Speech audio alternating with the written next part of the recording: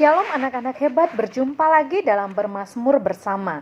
Puji Tuhan, hari ini kita sudah sampai pada Mazmur pasal 25. Ada 22 ayat di dalam Mazmur pasal 25. Bu Dewi akan membaca dari ayat 1 sampai dengan ayat yang kelima, dan anak-anak meneruskan ya untuk pembacaan ayat berikutnya. Demikian firman Tuhan, doa mohon ampun dan perlindungan dari Daud. Kepadamu ya Tuhan ku angkat jiwaku. Allahku, kepadamu aku percaya. Janganlah kiranya aku mendapat malu. Janganlah musuh-musuhku beria-ria atas aku. Ya, semua orang yang menantikan Engkau takkan mendapat malu. Yang mendapat malu ialah mereka yang berbuat khianat dengan tidak ada alasannya. Beritahukanlah jalan-jalanmu kepadaku ya Tuhan, tunjukkanlah itu kepadaku. Bawalah aku berjalan dalam kebenaran-Mu dan ajarlah aku, sebab Engkaulah Allah yang menyelamatkan aku. Engkau ku nanti-nantikan sepanjang hari.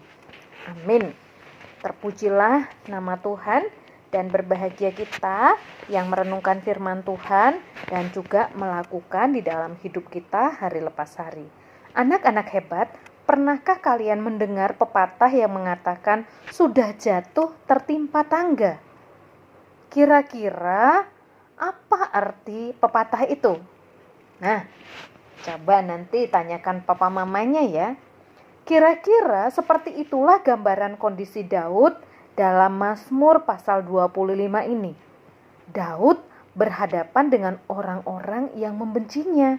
Itu dituliskannya di dalam ayat 2 dan ayat 19. Ia juga merasa kesepian dan menderita. Ayat 16. Ia berada dalam kondisi terdesak. Ayat 17. Ia sengsara dan mengalami kesukaran karena dosa. Ayat 18. Jadi bila kita mengalami seperti yang dialami Daud, kita mungkin akan putus asa, mengeluh, bahkan marah kepada Tuhan. Tapi yang menarik, Daud tidak meresponi dengan cara seperti itu.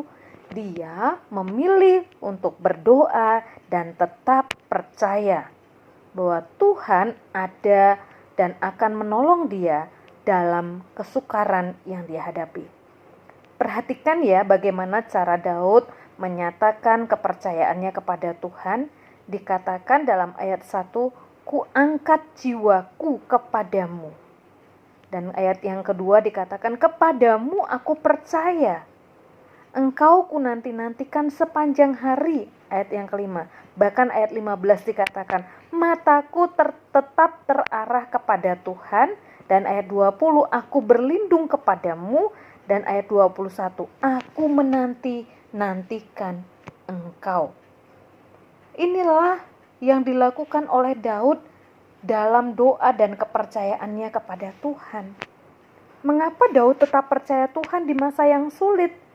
Karena ia mengenal Allahnya. Dia mengenal bahwa Allah adalah penyelamatnya. Coba dibaca ayat yang kelima.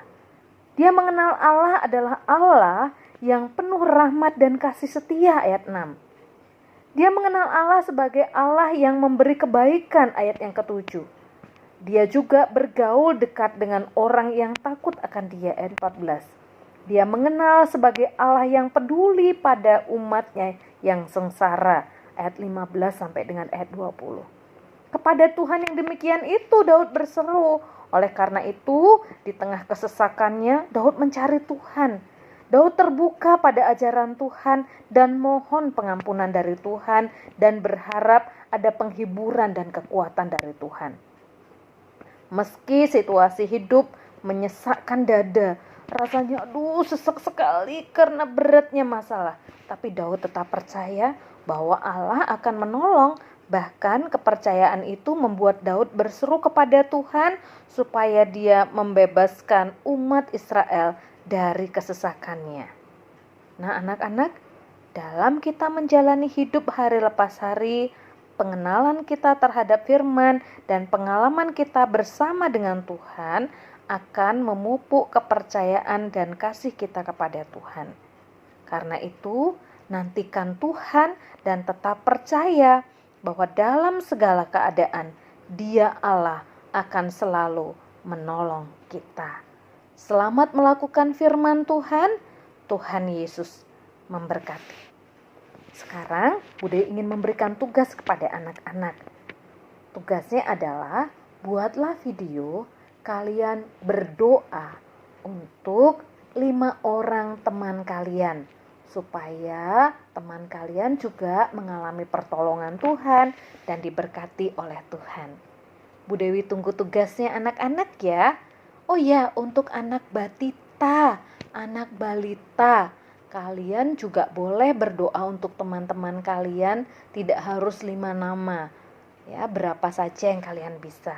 Bu Dewi tunggu ya anak-anak. Tuhan Yesus memberkati.